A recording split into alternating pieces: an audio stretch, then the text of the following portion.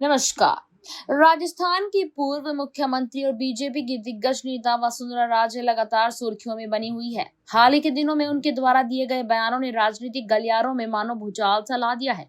पूर्व मुख्यमंत्री वसुंधरा राजे का धौलपुर में रामकथा कार्यक्रम के दौरान दिया गया बयान, वनवास सभी के जीवन में कभी न कभी आता है, लेकिन यह भी सच है कि वनवास आता है तो जाता भी है।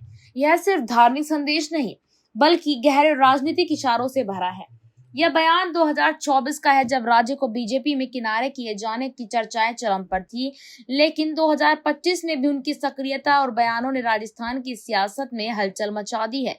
जी हाँ, आपको बता दें कि आखिरकार यहाँ पर ये आपको बताते हैं कि आखिरकार वसुंधरा राजे ने क्यों कहा, क्या मायने हैं और हाल की घटनाओं का क्या कनेक्शन है। वसुंधरा राजे ने यह बात राम कथा के मंच से कही, जहां उन्होंने भगवान राम के वनवास का उदाहरण देकर धैर्य की सीख दी। हालांकि यह श्रद्धालुओं को संबोधित था, लेकिन गहराई में यह उनकी अपनी राजनीतिक स्थिति का प्रतिबिंब है। 2018 के बाद से राज्य बीजेपी में वनवास जैसी स्थिति में है और यहाँ पर जो है उनकी भूमिका बहुत ही कम अब नजर आने लगी है। बीजेपी में राज्य को साइडलाइन करने की चर्चाएं लंबे समय से हैं।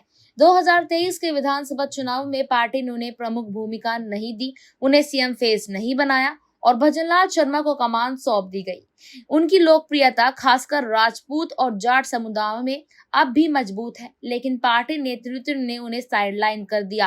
कांग्रेस नेता प्रताप सिंह खाचरियावास ने इसे जबरन वनवास करार दिया और कहा कि बीजेपी दिग्गजों को सम्मान नहीं देती। राज्य का बयान धैर्य और इंतजार का संदेश है, जैसे वे कह रही हो कि उनका राजनीतिक अलगाव अस्थायी है, यानी कि उनका जो अभी का वक्त है वो वनवास का चल रहा है। वसुंधरा राजे का बयान बीजेपी के प्रति असंतोष को उजागर करने वाला जैसा प्रतीत होता है। राजस्थान में उनके पास 40-50 विधायकों का समर्थन माना जाता है। वनवास जाता है कहकर में पार्टी नेतृत्व पर तंज कस रही है कि समय का चक्र जरूर घूमेगा और उनकी वापसी होगी। हालांकि यह 2028 चुनावों से पहले समर्थकों को एकजुट रखने की रणनीति भी हो सकती है। कांग्रेस यह कहकर भुनाने में लगी है कि बीजेपी में आंतरिक कलह है। हालांकि वसुंधरा राजे अपनी मां राजमाता विजय राजे सिंधिया की परंपरा को जारी रखने की बात यहाँ पर कहती आ रही हैं। उनका कहना है कि अडिग रहना है और झुकना भी नहीं। हालांकि चर्चाओं में यह बयान राज्य की वापसी के अटकलों का हवा देता है, खासकर जब वे पीएम मोदी से मिली और कैबिनेट में अपने वफादारों की पैरवी यहाँ पर उन्होंने की। इसी बीच आपको बता दें 2025 में वसुंधरा राजे की सक्रियता अचानक से जो है बढ़ गई है, क्योंकि अब वसुंधरा राजे भी नहीं चाहती है कि वो जो उनका राजनीति भविष्य है वो एकदम से फ्लॉप हो जाए।